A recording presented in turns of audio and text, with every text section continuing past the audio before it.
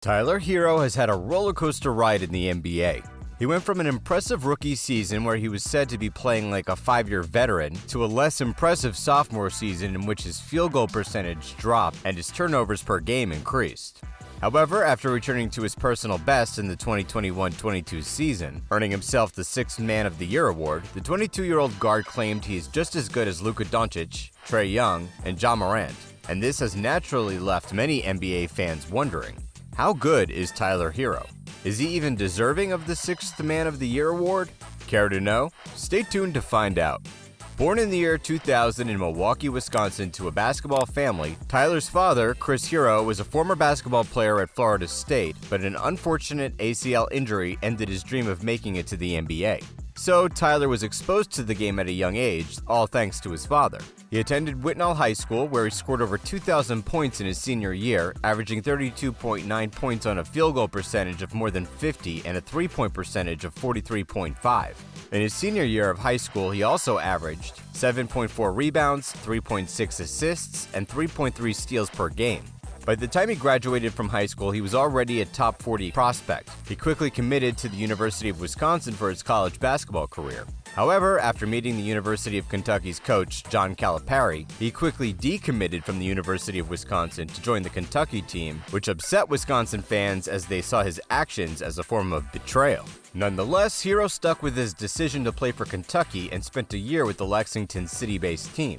When he first joined the Kentucky college team, there were concerns about his defensive abilities due to his lack of strength and lanky physicality. But he quickly made up for it with his incredible work ethic and offensive prowess, starting all 37 games and leading the team with 63 pointers while averaging 14 points, 4.5 rebounds, and 2.5 assists per game. In college, he even set a collegiate career high with 29 points in a comeback win over the Arkansas Razorbacks after making 9 of 10 field goals he attempted and scoring all 6 free throws he attempted. Following his performance in college, he was named to the All-Freshman First Team and the Rookie of the Year in the Southeastern Conference. He later declared for the 2019 NBA Draft, foregoing his final 3 years of college eligibility, and was selected with the 13th pick by the Miami Heat. Prior to making his NBA debut, he played in the Summer League, and on his debut, he scored a game-high 18 points on 5 three-pointers while also recording 4 assists and 3 rebounds against the Lakers.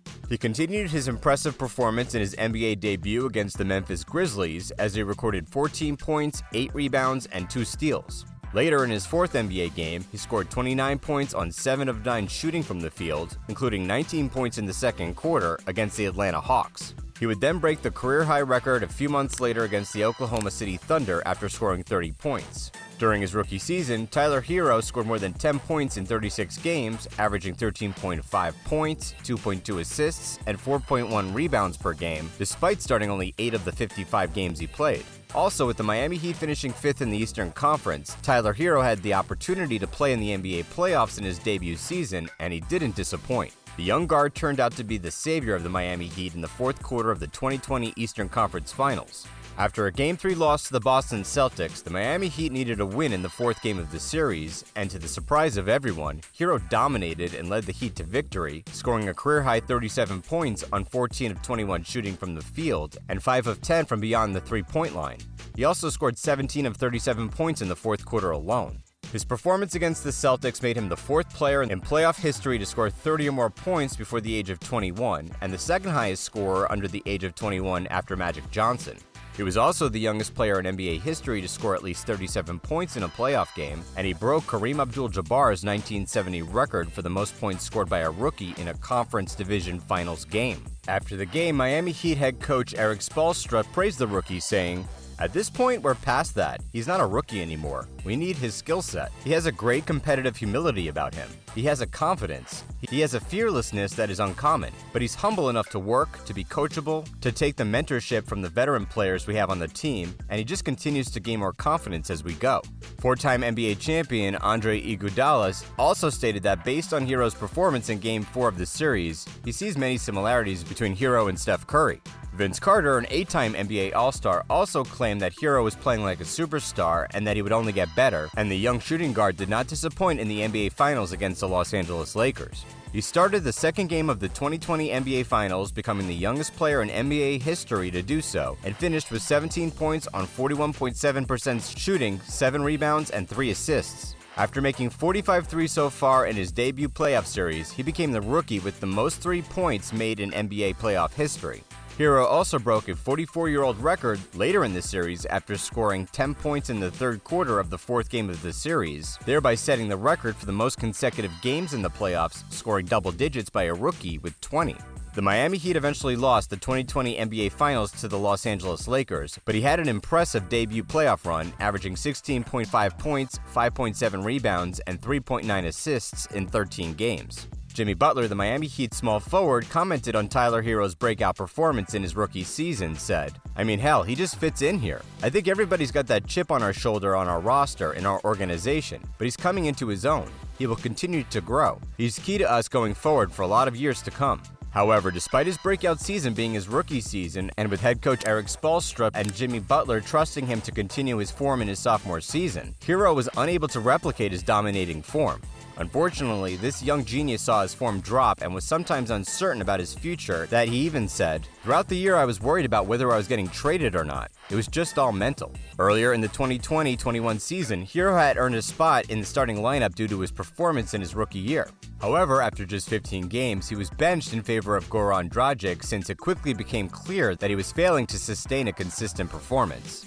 His average number of turnovers per game was rising, and Spoelstra said, "He struggled with it. It was a lot of responsibilities, and he couldn't just play to his instincts."